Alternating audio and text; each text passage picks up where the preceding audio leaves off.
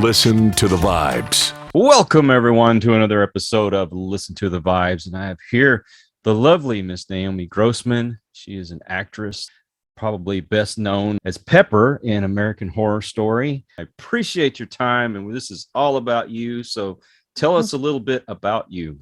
Yeah, I was born and raised in Denver. Went to Argentina as an exchange student in high school, which was really informed a lot of my life after that, interestingly enough. From there, I went to Chicago, where I was a theater major at Northwestern.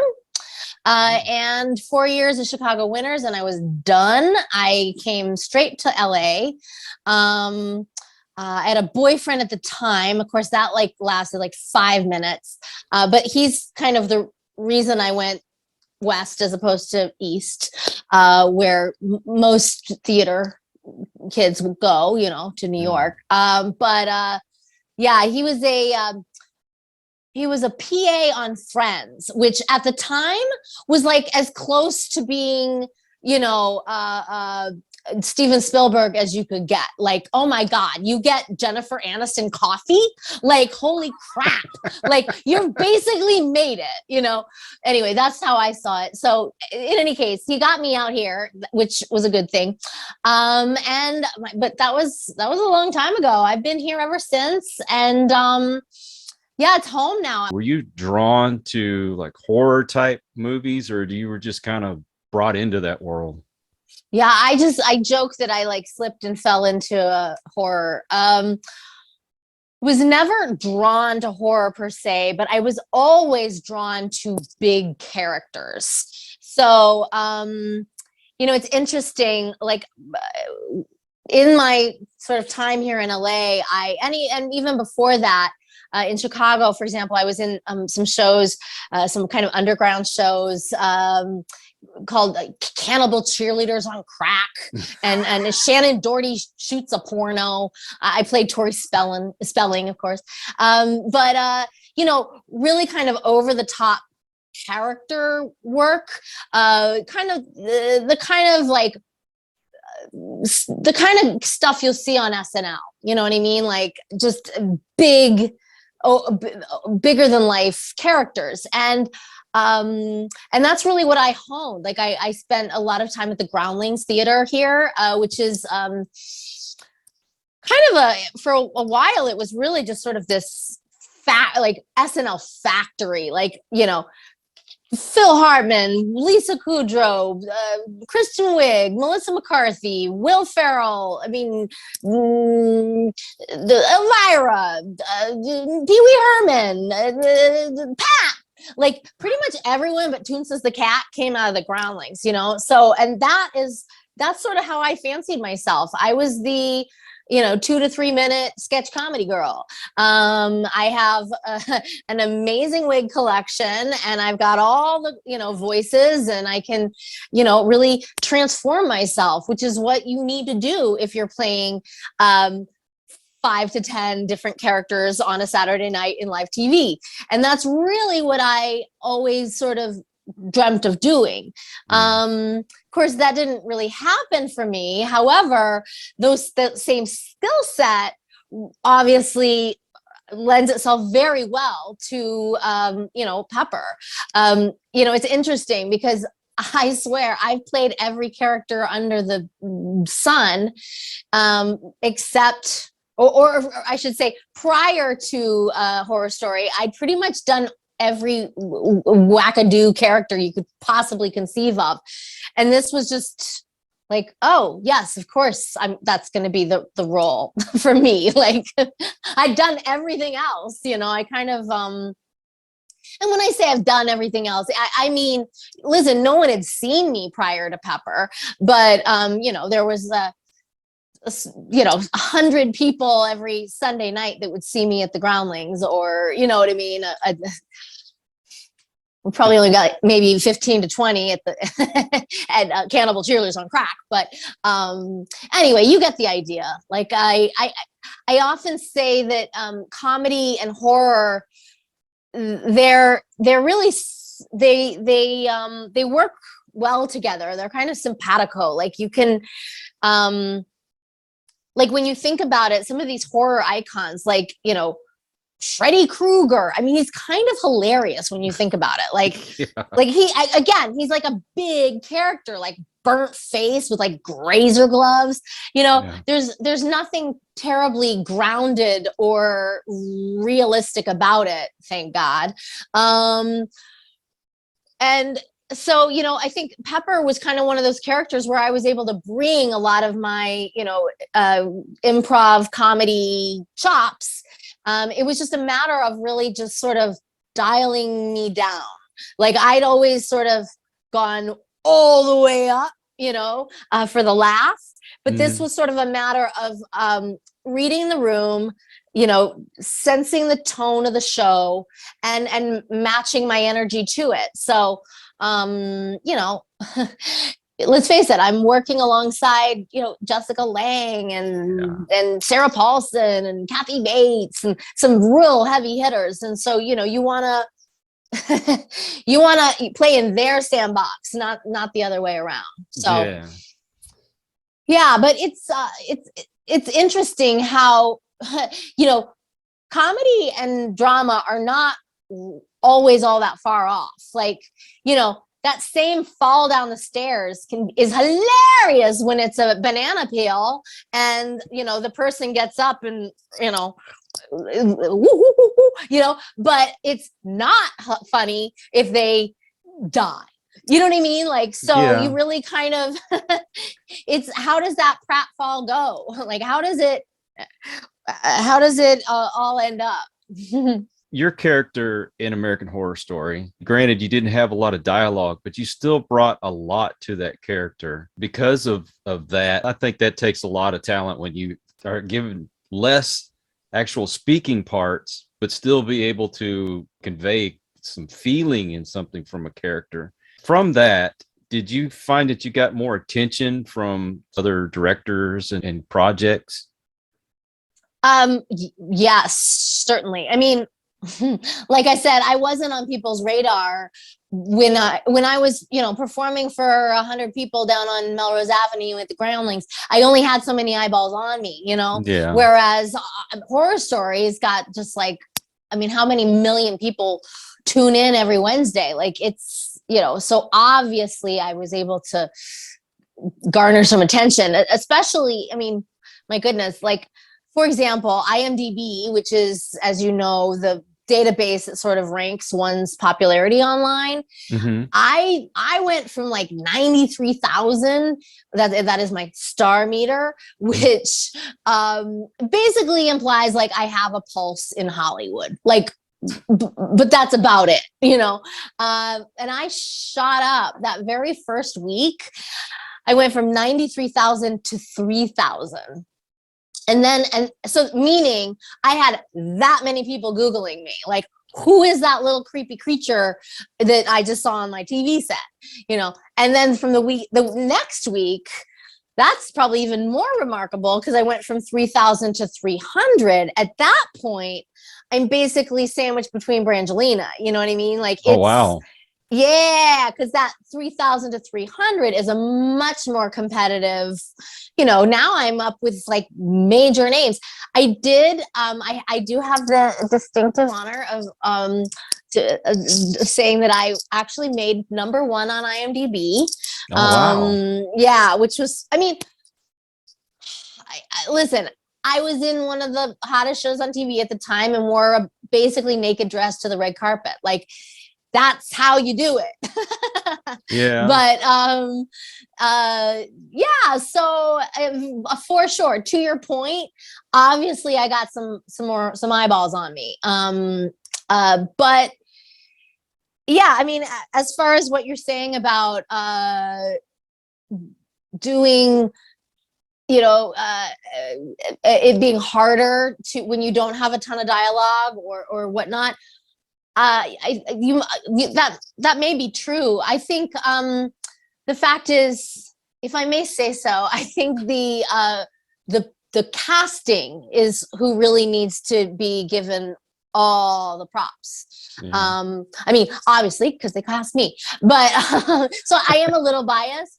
But I mean, at the end of the day, they went and thought, okay, we need an improviser. You know what I mean? Like an actress who is basically used to always being on, like just sort of like, because that's what that was like. Pepper was improv. Like I basically figured out who this little person was, you know, her walk, her talk, her mannerisms, her gait, you name it, and then just played. And I knew as long as I was basically being true to Schlitzie, that is the real life microcephalic after whom Pepper was modeled. As long as I was doing Schlitzie, I was doing what they hired me to do. And so that was really freeing as an actress to know, like, I was never micromanaged, you know, directorially. They never said, oh, on this, I need you to say it like that, or nothing. All I got was do Schlitzie. And so, yeah, I was basically improvising. I was channeling this 1933 microcephalic star of Todd Browning's Freaks, and then just like letting it rip, you know, until they called cut. And even then, sometimes I didn't quit. Well, I was thinking about Zippy the Pinhead from that character from when I was a kid, going, wow, I wonder if that's where they got that from.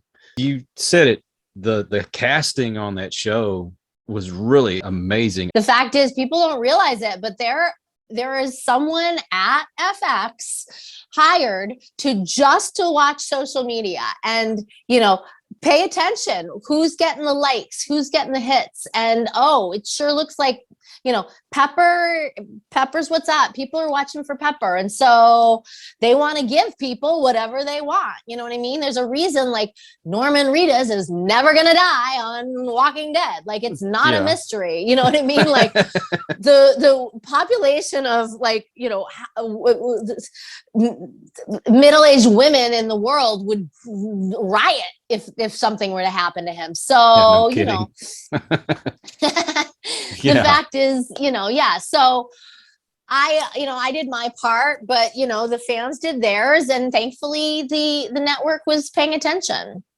We fell in love with it from the first season. When you finally came on Asylum, I was one of those that had to Google who you were, and I couldn't figure out how in the world they got somebody to look like that. And I looked and I saw your picture, and I'm like, there's no way that's the same person. I don't want to sound offensive, but I mean, you're a very attractive woman. And for them to make you look like that, they had to do some makeup work. You know, I had a Comic-Con recently I was at, and had a friend from the outside world come and just, you know, sit with me while at my table. And he was like, man, like, I've known you for years, and yeah, you're pretty, you're fine, you're not like hard to look at, but like, how many people come up to you on a daily, you know, in a given day and just tell you how beautiful you are? Like, Naomi, it's insane. Like, you just sit here and they shower you with like these lovely compliments. And it's true. It's kind of crazy. Like, no one ever told me I was beautiful till all of a sudden the whole world told me all at once. And it's really nice. I'm not mad at it at all. Thank you. It's making up for all the years in high school when nobody ever said anything as much.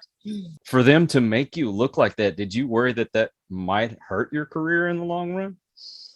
Well, first of all, I have terrible hair, so I guarantee it's not as bad as mine. No, but I mean, I think, first of all, again, as a character comedian, I'm all about laughing at myself. I'm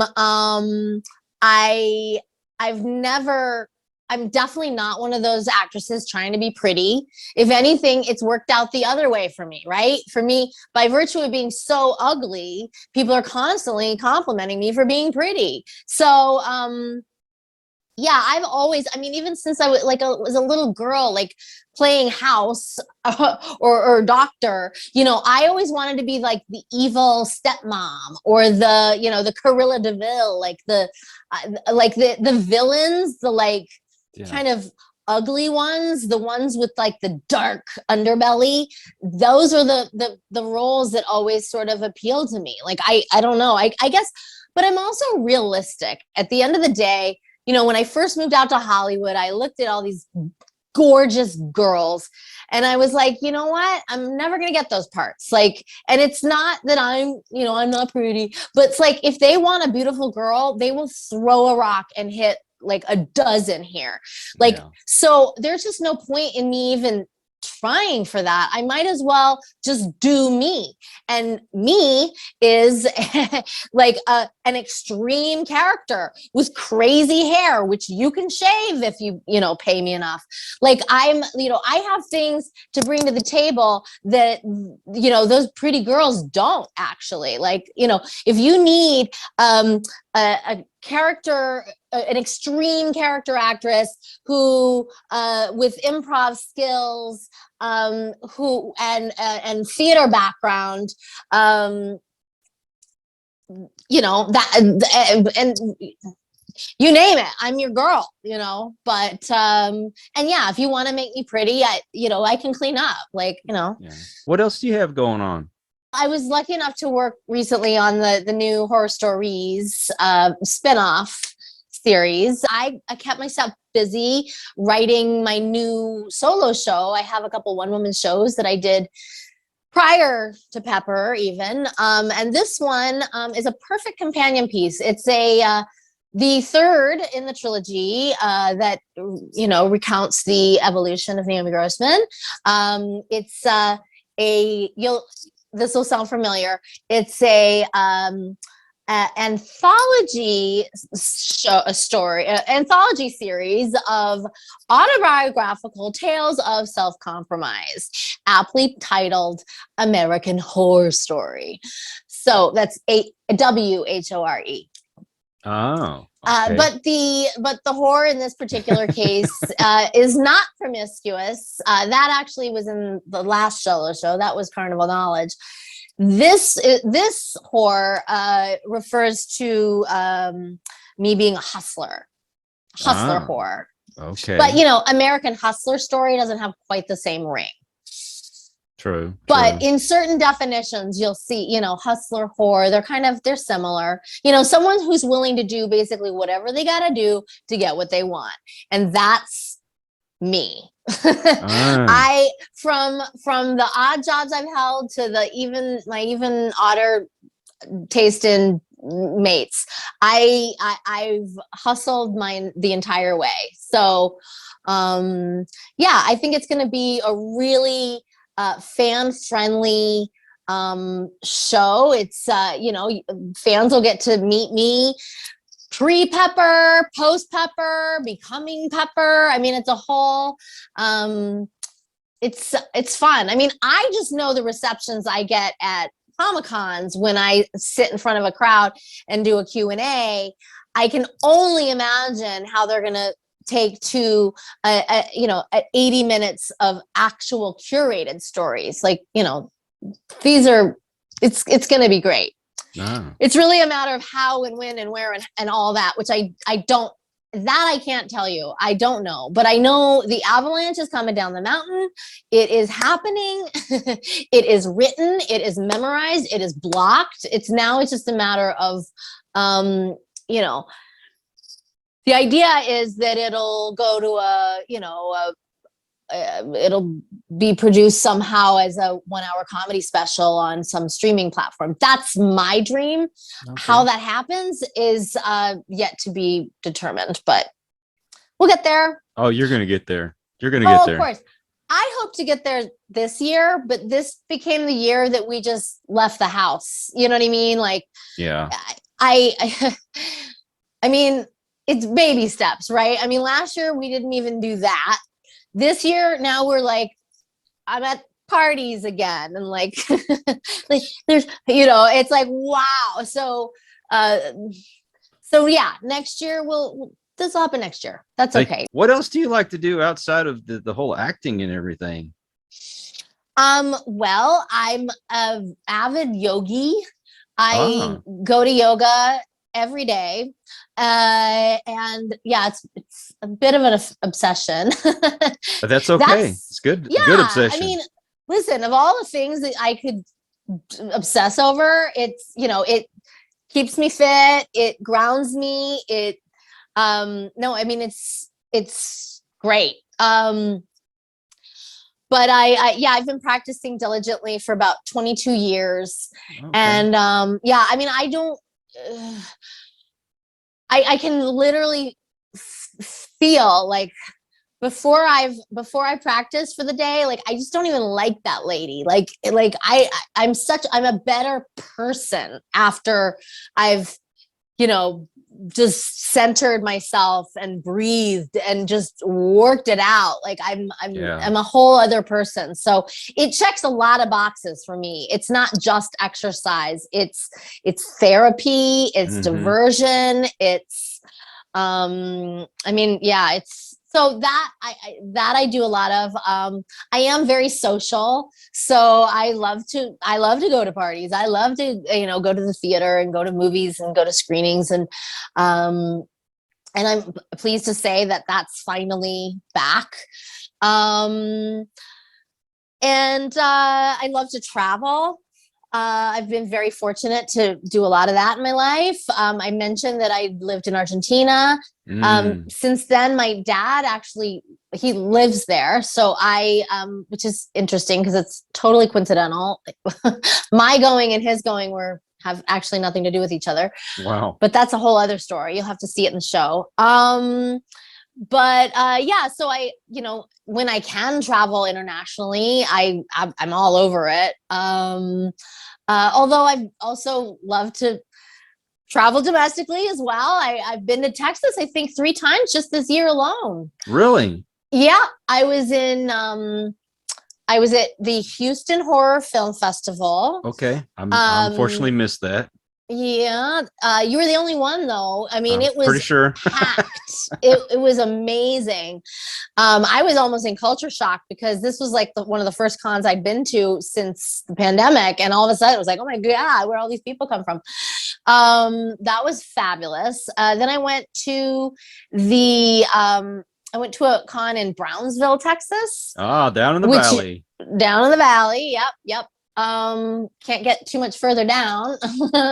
And then shoot, where was the other one? I had one in Laredo that canceled. El Paso. Old El Paso. Okay. Yeah. So, but that's the beauty of Texas. Like, in other states, I find, promoters tend to get very possessive. Like, no, we've got Naomi in Florida. Like, don't you dare. But like Texas, they're like, you're 8 hours away. Like, knock yourself out. So yeah, I mean, I got around, and even then, I feel like I've still never been to a con in Austin.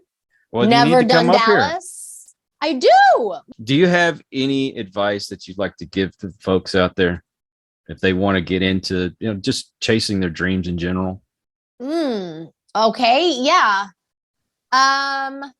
Put you on the spot. Sure. No, I mean, I just gave this exact advice to a girlfriend of mine. She's looking to get a new job, and she's kind of weighing like the benefits for the pros, the cons, and my advice to her was like, okay, forget the 401k, forget the hours, forget the this, forget the that.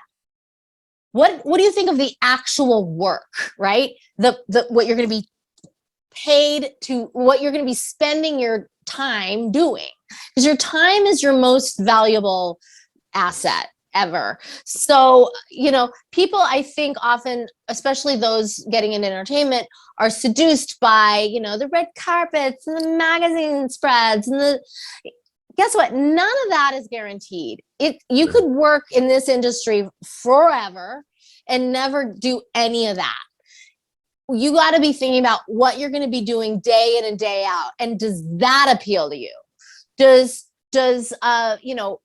creating content, whether or not you get hits online, and or you might just be competing for hits against cat videos. Like, would you still be doing it if all you were getting was the leftover hits from the cat video? Like, that's what I mean. Like, you have to love the work. True. Not the possible perks, all the like bells and whistles that may or may not come along with it. It's the actual grind. And the fact is, I love the grind. I'm excited when I get to get an audition. It means I get to be someone else today. I get to play. It's my chance to do what I used to do when I was, playing house or doctor, as a little girl. Now I'm an actual doctor, or you know what I mean? Like, yeah. And so I think, again, if you always gotta, at the end of the day, you've got to be having fun. Like, life is too short. True. And if you hate what you do, well, then do something else. And that includes with acting, because there's been times where I was not having fun. This was hard. I was, I'm rejected on a daily basis. I auditioned yesterday, callbacks for today, evidently didn't get one. But I can't let that get me down. When you do, well, then you need to seriously look inside, because maybe you're not doing the right thing. Like, the fact is, like, especially what I've chosen to do with my life, I am professionally being rejected. Like, I am basically interviewing for a living. Yeah. And I only get paid for a very, very small fraction of the work I actually do.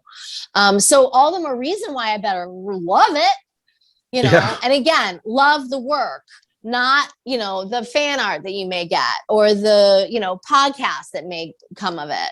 Because that's not sustainable. That's not going to, get you through. It's what you're going to be spending your time doing. Yeah, true. Very true. Very sound advice. I appreciate that. I appreciate your time.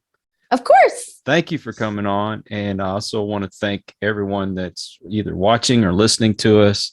So if you're new to the channel, thanks for dropping by. I hope you come back. For those that are regular to the channel, thank you for your support, and please continue to spread the word. Until the next one, everyone, please take care. God bless and peace. We hope you enjoyed this episode of Listen to the Vibes. You can catch us on Buzzsprout or wherever you listen to your favorite podcasts, and on YouTube. Follow us on Facebook at The Vibes Broadcast Network,